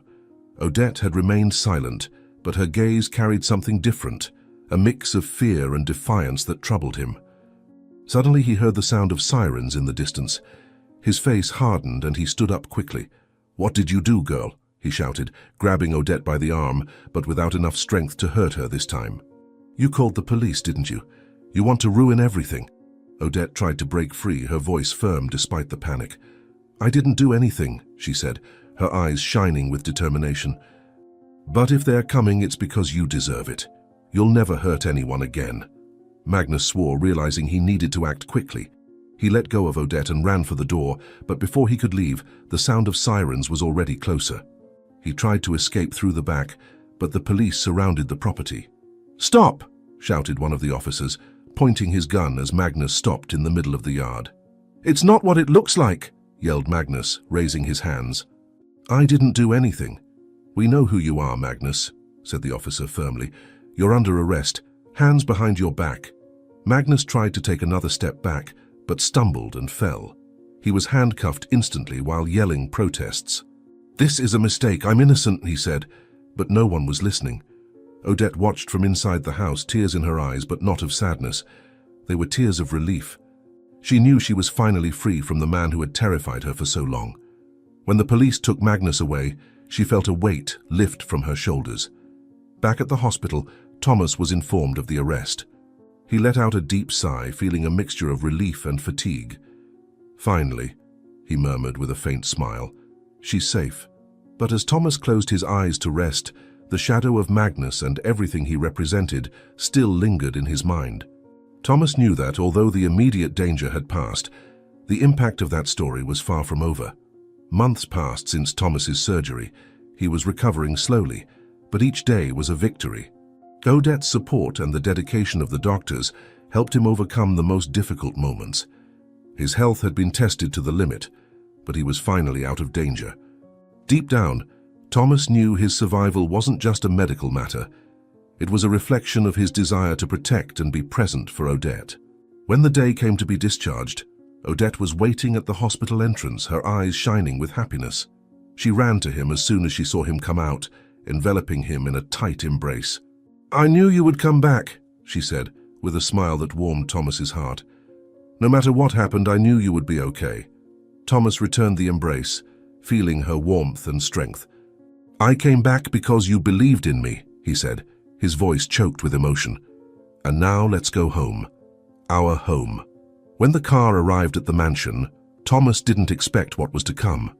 As soon as the door opened, he was greeted by an explosion of colorful lights and laughter. All the staff were there, gathered in the garden, with warm smiles and Christmas decorations scattered everywhere.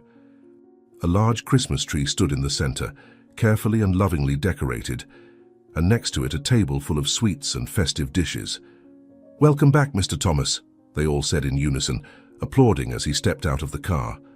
Thomas stood still for a moment, his eyes wide with surprise. He looked at Odette, who was smiling conspiratorially.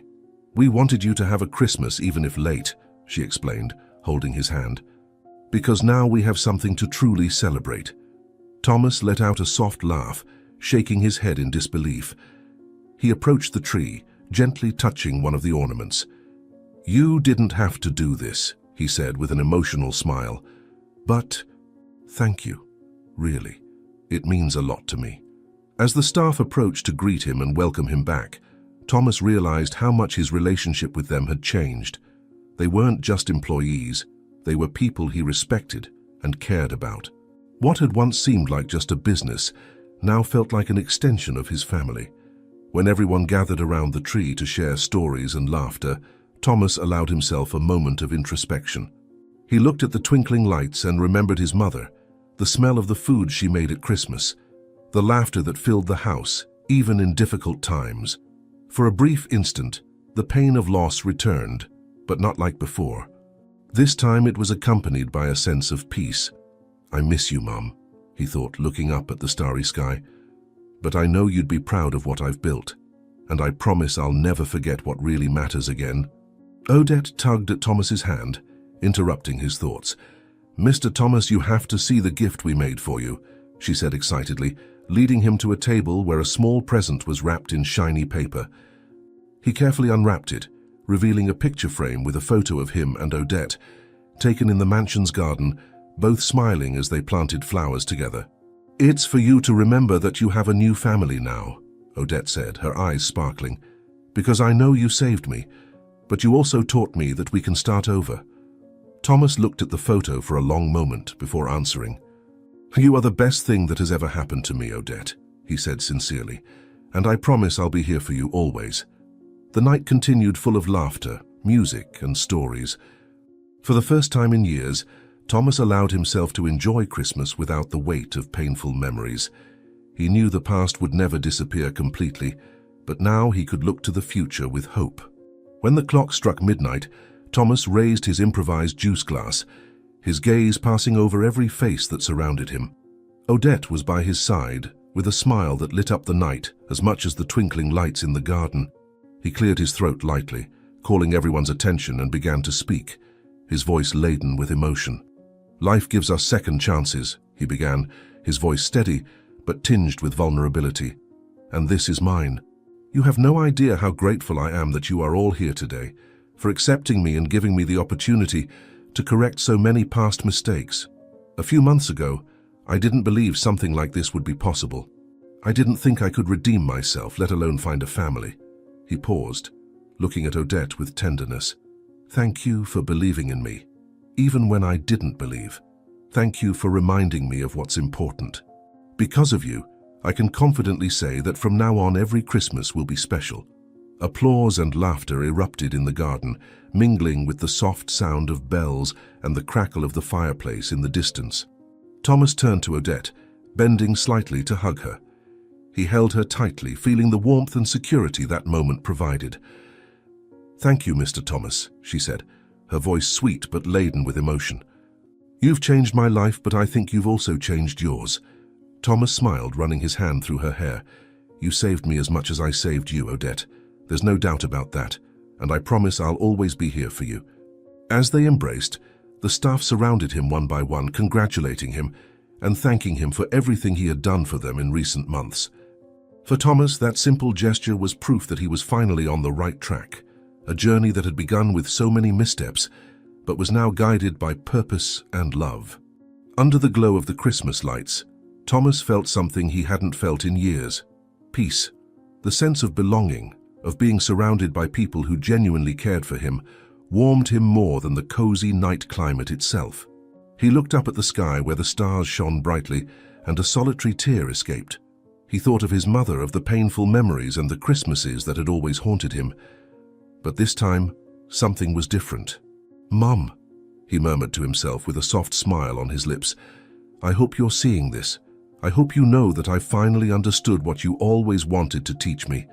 No matter how much life knocks us down, we can always find a way back." Odette pulled him by the hand with enthusiasm, interrupting his thoughts. "Mr. Thomas, come see. They've put the last stars on top of the tree," she said, her voice full of animation, her eyes shining with an almost childlike joy. Her tiny fingers squeezed his, as if wanting to convey all the energy she felt at that moment. She pointed to the large decorated pine tree in the center of the garden, where the lights twinkled like little fragments of fallen stars from the sky. Thomas, surprised by the girl's contagious vitality, chuckled softly, something he didn't often do. "Let's go then," he replied, allowing himself to be led by her, as if for a brief moment all the weight of his worries had vanished. When they reached the tree, Thomas paused for a moment, allowing himself to observe the details more closely. The ornaments were simple, but they carried a unique beauty. It was evident that they had been made with care, each one seeming to tell a story. Some stars, he noticed, had handwritten messages from the staff: gratitude, hope, family. He leaned in to take a closer look at one that caught his attention in particular: rebirth. His hand gently touched the star, feeling the delicate texture of the paper and reflecting on the meaning behind that word. It was as if the ornament had been placed there for him, as a silent reminder of all that had happened and the possibilities that still lay ahead. "Mr. Thomas, can you help me adjust this last one?" Odette asked, holding out a shiny star in her small hands. Her cheeks flushed from the cold. She looked at him expectantly, her eyes shining with the confidence of someone who knew their request would be granted. Thomas smiled, a sincere smile that seemed to emerge from the depths of his heart, something rare for him. "Of course, Odette. Let's do it together," he replied, carefully taking the star and then lifting the girl effortlessly into his arms. Odette let out a soft laugh as she held the star in place, and together, with an almost ceremonial care, they positioned the final ornament on top of the pine tree. When the star was secured, a chorus of applause and laughter echoed through the garden. Thomas gently lowered Odette, still with a smile on his face, and ruffled her hair lightly. "There," he said as the girl's eyes were fixed on the illuminated tree. "Now it's perfect." Odette shook her head vigorously, as if disagreeing. "It's more than perfect, Mr. Thomas. It's magical." Her words carried such pure innocence that they touched Thomas deeply, like a reminder that the true magic of Christmas was not in the decorations or the presents, but in the shared moments and the connections they created together. The celebration continued into the night, illuminated by the lights of the tree and the energy of everyone around. Employees gathered in small groups, sharing stories and laughing at funny anecdotes about the challenges they had faced throughout the year. Thomas, sitting in a chair near the tree, watched it all with a serene smile. He had never felt so present, so connected with others as in that moment. The vibration around seemed almost tangible, filling the air with joy and camaraderie. From time to time, someone would approach Thomas with a sincere smile and words that seemed to carry the entire meaning of that night. Some thanked him for providing that gathering, describing how the environment had brought a new light to their days. Others, more emotional, shared small life stories, moments of overcoming, or simple dreams that still guided them. Thomas listened attentively, leaning slightly forward, as if each word had weight, as if each story were a unique piece of a puzzle that made up that night. He noticed the sparkle in people's eyes as they spoke, a reflection of what the occasion meant to them. And with each new story, he felt a deep connection with those around him, as if for the first time in a long while, he was truly present in the moment. At one point, an older employee with a cane in one hand and a cup of punch in the other approached and asked permission to tell a story. The circle of conversation soon formed around him, and his words, full of humor and nostalgia, quickly captivated everyone. He described a childhood prank involving a bicycle and a dog that ended up leading him to an unexpected bath in the river. Laughter erupted at the end of the account, echoing through the garden like music that blended joy and complicity. Thomas, sitting in his chair near the tree, let himself be carried away by the collective laughter. It was a genuine, unpretentious laugh that came from deep within his chest, almost without control. He couldn't remember the last time he had laughed like that. The sound seemed both strange, like something forgotten, and familiar, like an old song he hadn't heard in years. As the night wore on, Thomas realized something that took him by surprise. He felt a peace he hadn't experienced in a long time. It wasn't the silent peace of an empty room or a solitary moment. It was a peace that was born from connection, from the sense of belonging that came from being surrounded by people who, in different ways, were part of his life. He looked around and saw faces illuminated by the twinkling lights of the tree, smiles that carried stories, gazes that reflected gratitude. Every detail seemed to contribute to that unique atmosphere. The stars at the top of the pine tree blinked as if they were alive, reflecting the dreams and wishes of everyone present. In a moment of pause, Odette sat down beside him, holding a cup of hot chocolate. She looked at him and asked, with the sincerity of a child, "Mr. Thomas, is this the happiest Christmas you've ever had?" Thomas looked at her, surprised by the question, but didn't need to think much before answering. "Yes, Odette, I think it is. Not because it's perfect, but because I finally understood what Christmas really means. It's about being together, overcoming what hurts us, and creating something beautiful. And that's all thanks to you." Odette smiled shyly, leaning on his arm. "I just wanted you to be happy," she said softly, "and I think you succeeded. If you enjoyed this story, we invite you to like this video and subscribe to our channel. Your support motivates us to continue bringing exciting stories almost every day. Don't miss the next surprising narrative that is about to appear on your screen. We are immensely grateful to have you here with us. Now you can click on the links that are appearing on the screen right now. We have a special selection just for you, full of valuable stories and guaranteed entertainment. See you there.